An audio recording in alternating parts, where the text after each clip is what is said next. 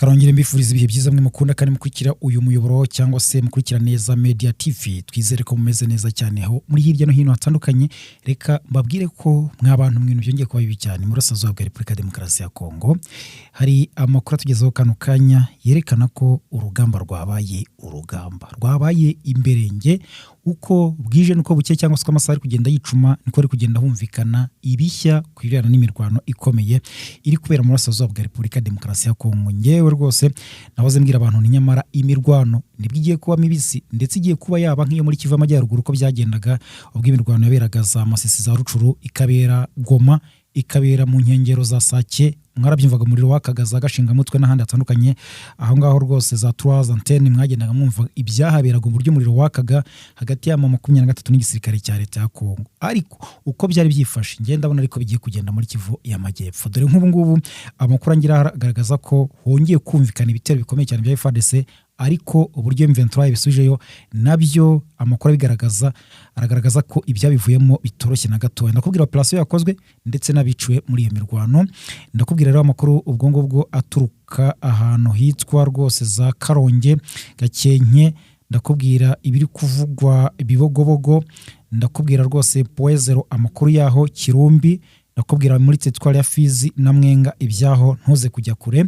Turaza kwihuta cyane ubundi tuye mu birebana n'igisirikare cyangwa se ubutabera ubushinjacyaha bw'igisirikare cya Kongo bwasebeye imbere y'ubutabera mu rubanza rwitwa Lieutenant General Fremo Yave Irungwe.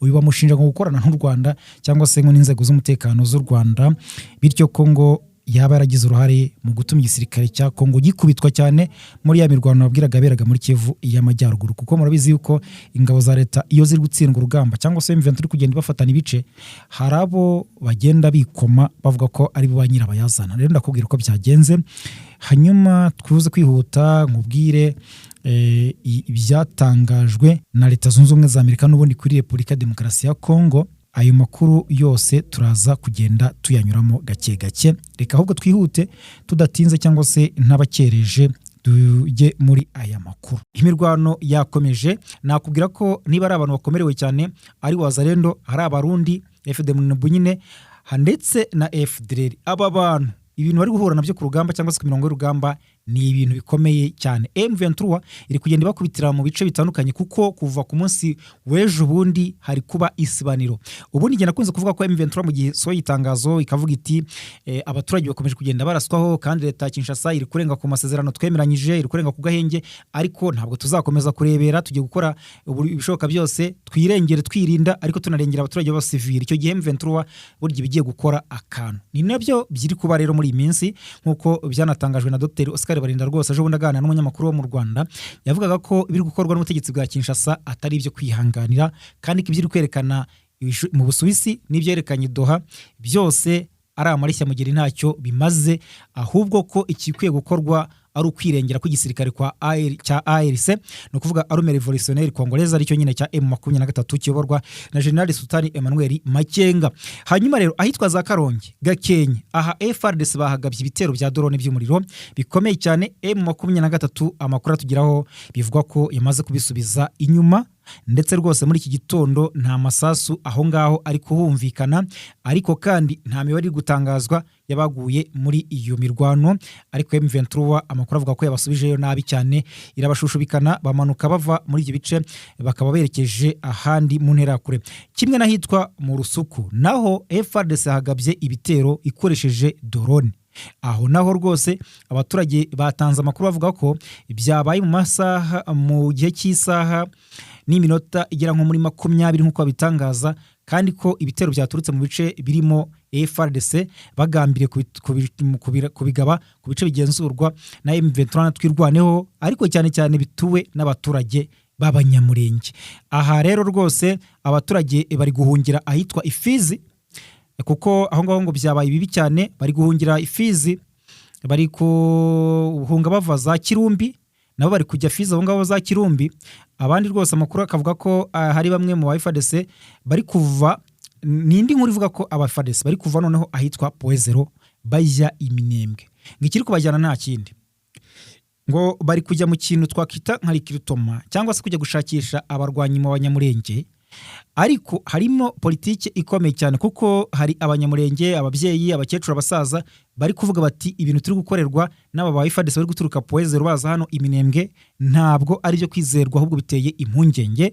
Baragira ngo abo banyamurenge baje mu gisirikare cyabo baje guhangana na M23, nibarangiza aribo bashyira ku mirongo y'urugamba imbere bicwe muri iyi mirwano, nk'uko bikunze kuvuga ko n'ubundi abasirikare b'abarwandofone cyangwa se bavuga ikinyarwanda muri FARDC n'ubundi aribo bashyirwa mu byago kurusha abandi bavuga izindi ndimi cyangwa se baturuka mu bindi bice bigiye bitandukanye kurusha abo muri Kivu y'Amajyepfo na Kivu y'Amajyaruguru, by'umwihariko abo mu bwoko bw'Abatutsi n'Abanyamurenge, kuko ni nabyo biri kuvugwa ku witwa General Gahizi utorohewe n'uyu munsi.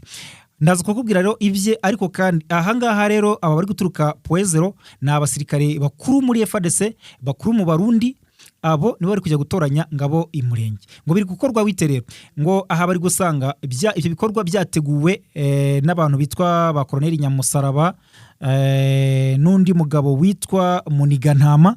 Abo murabizi yuko rwose bigize abatoni kwa Kisekedi, bakaba rero abo bakorana bya hafi n'igisirikare cya leta FARDC, ndetse muri iyi minsi bwo bakanavugwaho gukorana na FDLR, bakanakorana na P5 ya Kayumba Nyamwasa ndetse na Jean-Luc Habyarimana. Bityo rero ngo mu bari gushakisha muri iyi minsi bari gushakishamo abanyamurenge. Ikindi kandi kiri kuvugwamo, usibye kuba babashyira imbere ku mirongo y'urugamba kugira ngo bicwe, biranavugwa ko byaba ari uburyo bwo kujijisha amahanga ya politiki nyine hariyo kugira ngo berekane ko abanyamurenge nta kibazo na kimwe bafite. Bati rwose murabona yuko bari no kujoininga cyangwa se bari kujya mu gisirikare, ntabwo umuntu yajya mu gisirikare cya leta agifiteho ikibazo.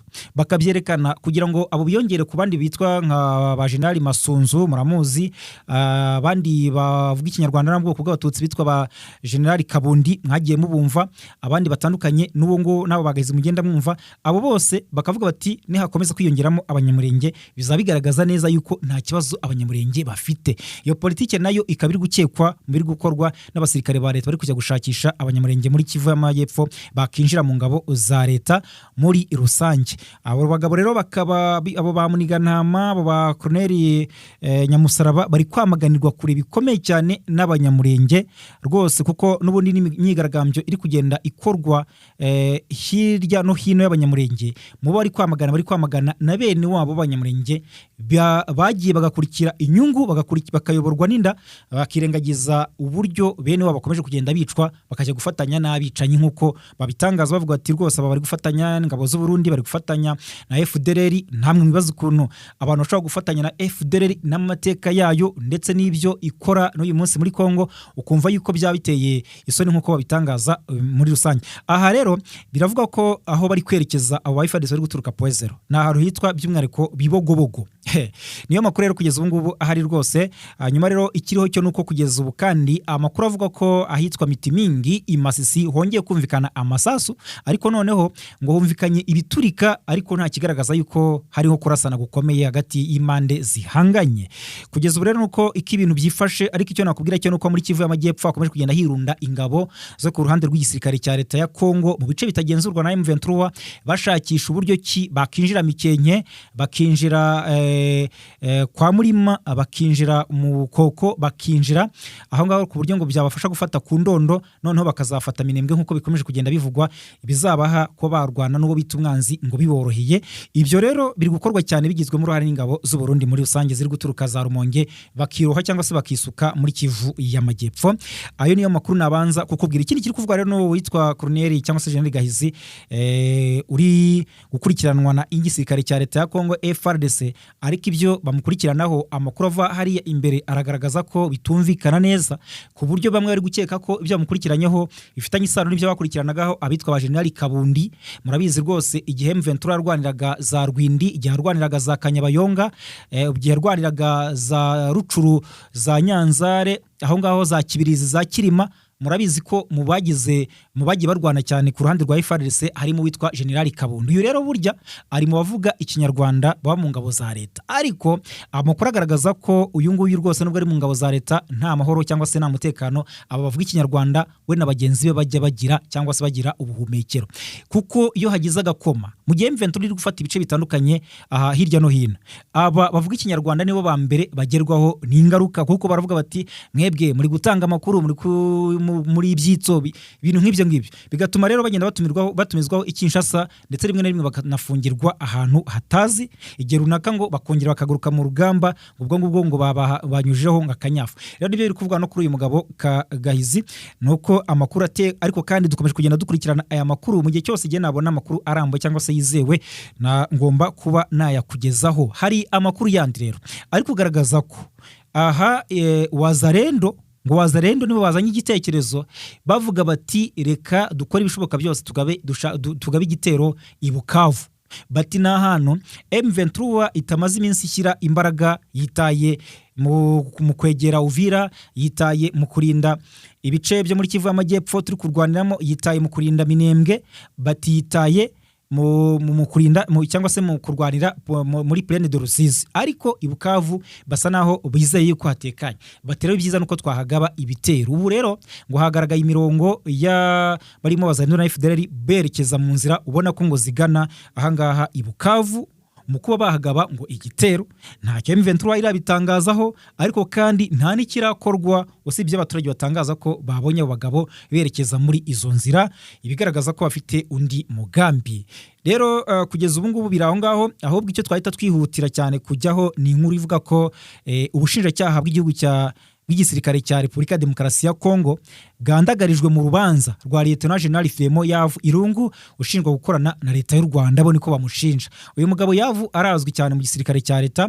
Rero ni Lieutenant General Yavu yayoboraga intara ya gatatu y'igisirikare cya Repubulika ya Demokarasi ya Kongo, yatawe muri yombi ubundi muri Nzeri cyangwa se mu kwezi kwa 9 2022. Icyo gihe rero abarwanyi b'umutwe witwaje intwaro wa M23 bari bafashe ibice byinshi cyane byo mu ntara Kivu y'Amajyaruguru, noneho batangira kugenda bashakisha bapfunda imitwe yose, bavuga bati se ibi biri kutubaho biri guturuka he? Ndavuga nyine ingabo za leta, nivyo nahoze nkubwira, kuko iyo M23 imaze gufata ibice byinshi ibabijije icyuya, nibwo batangira kugenda bashakisha aho ikibazo cyaba kiri. Uyu rero nibwo rwose ubushinjacyaha buhagarariwe na Lieutenant General Lucien René Rukulia bwamushinje kuvugana n'umuntu wo muri leta y'u Rwanda, kandi ngo hari n'ubutumwa uwo muntu yoherereje kuri telefone ye ngo buhamya ko bakorana bya hafi. Mu batangabuhamya rero bifashishijwe mu gushinja Lieutenant General Yavu harimo Lieutenant General Constant Ndima wabaye guverineri wa Kivu y'Amajyaruguru, murabyibuka, na General Major Sylvain Ekenge Bomusa wahoze ari umuvugizi w'ingabo za leta ya Kongo. Gusa banyuranyije mu byo bagiye batangaza, habayemo kwinyuraho kuko ntibahurizaga ku buhamya batanze. Aha rero Lieutenant General Ndima yabwiye urukiko rukuru rwa gisirikare ruri kuburanisha uru rubanza ko ngo yoherejwe ubutumwa na General Ritad James Kabarebe wakoze imirimo itandukanye mu ngabo z'u Rwanda yo hejuru. Abajijwe niba yarabubonye asubiza ko ntabwo yabonye. Uranyumvira? Ikindi cyatunguye rero abantu cyangwa se urukiko nuko ubwo General Major Ekenge nawe wakoreye muri Kivu y'Amajyaruguru yahabwaga umwanya cyangwa se yabazwaga, yavuze ko Lieutenant General Yavu yoherejwe ubutumwa n'umujyanama bwite bwa General Ritad Kabarebe aho kuba General Ritad Kabarebe. Ntabwo yavuze uko ibintu biri. Ubushinjacyaha bwabajijwe niba bushobora kwerekana ubwo butumwa muri telefone ya Lieutenant General Yavu imaze imyaka ine ifatiriwe, busubiza ko bigoye kuko ngo uyu musirikare yashyizeho amajambo banga menshi cyangwa se password nyinshi. Rero urukiko rwabajije ubushinjacyaha niba bushobora kugaragaza umuntu wabonye ubutumwa muri telefone ya Lieutenant General Yavu. Busubiza ko Major Peter Chirimwami uyobaye guverineri wa Kivu y'Amajyaruguru yaje kwicwa muri ya mirwano aririmbanyije. Ibyo byose bikaba bimaze kunanirana. Urukiko rwafashe umwanzuro wo kwitabaza abahanga bo mu rwego rushinzwe umutekano mu by'ikoranabuhanga SNS kugira ngo rwinjire muri telefone ya Lieutenant General Yavu rushakishamo ubutumwa butandukanye bivuga ko bwaturutse ku muntu wo muri leta y'u Rwanda. Umunyamategeko wa Lieutenant General Yavu Maître Charles Ngwabitsi yabwiye urukiko ko gushyira Lieutenant General Ritad Kabarebe muri iyi dosiye nta kindi bigamije keretse kuyikabiriza kubera ko ari umuntu ukomeye mu nzego z'umutekano z'u Rwanda.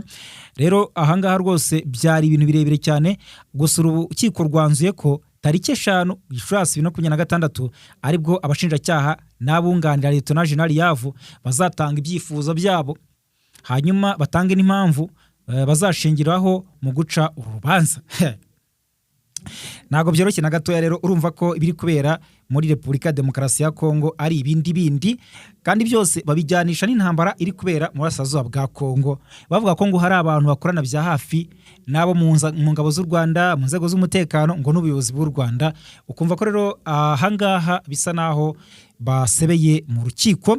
Leta zunze ubumwe za Amerika mu yandi makuru rwose aragaragaza ko zishobora kohereza muri Repubulika ya Demokarasi ya Kongo impunzi zirenga 1,100 zikomoka muri Afghanistan zakoranye n'ingabo zazo mu gihe zari zihanganye n'umutwe w'abatalibani.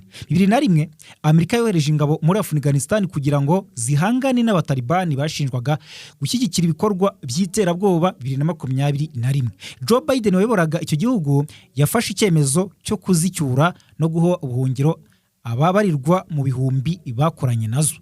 Ubwo abatalibani basubiraga ku butegetsi 2021 Amerika yakiriye impunzi zavuye muri Afghanistan zirenga ibihumbi 190 zirimo izafashije ingabo zazo muri serivisi zirimo ubusemuzi, ubujyanama, ubujyanye n'umuco n'ubutasi. Hari abanyafghanistan 1,100 bacumbikiwe by'agateganyo mu nkambi ya ISIS Syria yahozemo ikigo cy'ingabo za Amerika muri Qatar mu gihe bategereje kwakirwa na Amerika nk'abagenzi babo. Amerika yarateguje ko izi mpunzi ko kizafunga iyi nkambi tariki 31 Werurwe 2026 nyuma yaho umwaka ushize umunyafghanistan arasha abasirikare 2 iretse kuyifunga mu gihe kugifunga mu gihe yari gishakisha igisubizo. Hanyuma rero ku itariki 21 Mata Senateri Tim Kaine uhagarariye leta ya Virginia mu nteko ishinga amategeko ya Amerika yatangaje ko igihugu cyabo cyari cyarasezeranyije aba bantu ko kizabitura ineza bakigiriye, bityo ko bazabohereza muri Repubulika ya Demokarasi ya Kongo, bityo ko kubohereza muri Repubulika ya Demokarasi ya Kongo byaba ari ubusazi. We niko yavuze mu kiganiro n'ibiro ntaramakuru bya Abafaransa AFP. Umuvugizi wa Minisiteri y'Ububanyi n'Amahanga ya Amerika ntabwo yemeje ko izi mpunzi zoherezwa muri Kongo, ariko yasobanuye ko kuzohereza mu kindi gihugu ari cyo gisubizo cyiza. Hanyuma andi makuru aravuga ko rwose tugiye mu burasirazuba bwo hagati, Perezida wa Leta Zunze Ubumwe za Amerika Donald Trump yatangaje ko agahenge kazakomeza kugeza hasojwe ibiganiro bihagarika intambara ya Iran igiye kumara amezi 2. Murabizi ko muri rukwaka hagati ya Iran irarekura imiriro ya misile, Amerika ikayirekura, noneho ubu ngubu bari kurasanira ku mato ndetse biri kubera hafi y'umuhora Hormuz uri kuba ikibazo kuri iyi si. Rero Perezida wa Amerika yavuze ko yizera ko iyi ntambara yashoje kuri Iran izarangira mu buryo bwa diplomasi. Anavuga ko azakomeza gufunga ibyambo bya Iran ku buryo nta bwato buva cyangwa se ngo bujye muri iki gihugu. Rero itangazo yashyize ku mbuga nkoranyambaga we yagize ati bishingiye kuko Iran yasenyutse ndetse no ku busabe Merikal Asim Moel uyobora ingabo za Pakistan na Minisitiri w'Intebe wa Pakistan Shehbaz Sharif twasabwe kuba turetse gutera Iran kugeza igihe abayobozi bayo n'abayihagarariye bazazana imbanziriza amasezerano ihuriweho. Trump yavuze ko yasabye ingabo za Amerika gukomeza gufunga ibyambo bya Iran no gukomeza kuryamira majanja. Ati agahenge kazakomeza kugeza igihe bazamurika imbanziriza mushinga ibiganiro bisojwe mu buryo bumwe cyangwa se ubundi. Icyakora mu rukerera rwo kuwa gatatu, kuri wa gatatu nyine nibwo Perezida Trump wa Amerika yavuze ko bemeranyijwe na Iran ku bijyanye no guhagarika imirwano mu gihe cy'ibyumweru 2, ariko ibi abantu barabireba bakabibura. Hari nyuma y'uko arashize ukwezi kurenga Israel na Leta Zunze Ubumwe za Amerika batangaje ko intambara kuri Iran yaguyemo abayobozi bakuru ba Iran benshi barimo na Ali Khamenei Ayatollah wari umuyobozi w'ikirenga wayo, ndetse muzi ko hahise hajyaho umuhungu we, ndetse uyu muhungu we nawe yari yiciye umugore n'abana, ndetse rwose umuryango we abenshi bakaba barahashiriye baguye mu bitero bya Israel na Iran na Amerika. Rero ni intambara ikomeje kuzahaza ubukungu bw'isi bitewe nuko inzira ya Hormuz inyuzwamo ubundi 20% by'ibikomoka kuri peteroli kuri iyi si yose yafunzwe na Iran, bigatuma uyu mutungo kamere utumbagira ku biciro byavuye hafi kuri 70 by'amadolari ku kagunguru kamwe ka peteroli bigera ku 120 muri Werurwe 2026. Icyakora byongera kugabanyukaho gato cyane mu minsi mike ishize byazamutseho 5%, akagunguru k'ibikomoka kuri peteroli kadatunganyije karenga amadolari 100, nyuma y'uko Trump yatangaje ko agahenge kazakomeza byahise bigera kuri 98.97%. Rero ubu ngubu rwose Trump yatangaje ko Irani izahura n'ibibazo bikomeye itigeze ibona mu mateka yayo kuva yabaho, ntibitemeye kugirana ibiganiro na Amerika, kizahura n'akaga ku buryo izakabwira n'abuzukuru. Yabivuze rero mu kiganiro n'umunyamakuru John Fredericks k'intambara iri hafi kurangira, ariko ko Irani nititwara neza izahura n'akaga kandi ko bizayikomerana, bizayibyarira amazi nk'ibisusa. Ni mu gihe rero n'ubu ngubu Irani igaragaza ko itarafata umwanzuro niba izajya kuganira na Amerika, kuko ivuga ko ibona abi Washington batarajwe ishinga n'inzira ya demokarasi. Ngayo nguko rero uko ibintu byifashe.